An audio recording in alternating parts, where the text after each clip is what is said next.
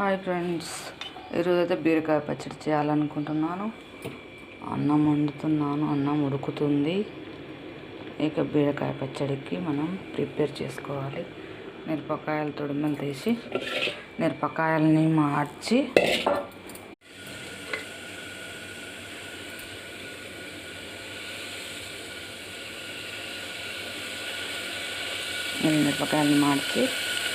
మిరపకాయలు వేగాక తీసి ఇవి తుల్లికాయ మూత పెట్టకపోతే మార్చుకోవాలి.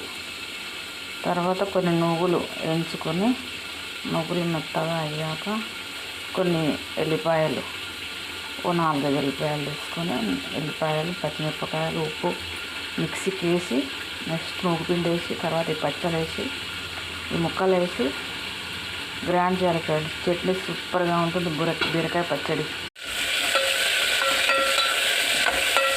తుల్లుతూ ఉంటాయి ఫ్రెండ్స్. ఇవి కళ్ళల్లో పైన తుల్లి పగిలి గింజలు బయటకు వచ్చేసి మన పైన పడుతూ ఉంటాయి. ఒకటొకటి అయిన చేయండి. అప్పుడు మిరపకాయలు మిక్సీలో వేసాను. ఇలా పసుపు వేసి కొంచెం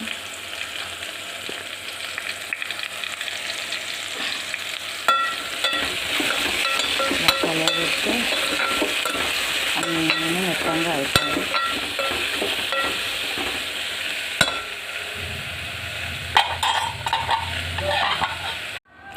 సరిపడా ఉప్పు,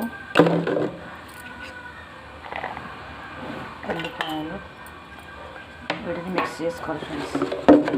తర్వాత వేగిన ముక్కల్ని ఇందులో వేసి మిక్స్ చేయాలి. చట్నీ రెడీ. తర్వాత పోసి పెట్టుకోవాలి. Chutney ready friends. సూపర్ బీరకాయ చట్నీ.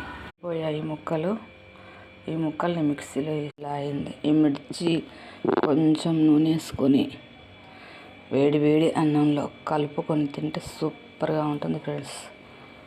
చాలా నెయ్యి అయినా సరే, నెయ్యితోనైనా సరే వేసుకొని వేడి అన్నంలో తినాలి. భలే టేస్ట్గా ఉంటుంది. మిక్సీలో వేసేసాను. ఇప్పుడు మిక్సీ జాడి తిప్పేస్తాను. పల్లి పౌడర్ వేసాను. ఇది తిప్పాక పోసి పెడితే చట్నీ రెడీ ఫ్రెండ్స్. తిరగమాత వేసాను. చూడండి ఎలా ఉందో చట్నీ. సూపర్గా ఉంది. వేడి అన్నంలో బీరకాయ చట్నీ రెడీ. తిరగమాత, గంటె కాల్చడం, పోసు, ఇన్ని విధాలుగా అంటూ ఉంటారు.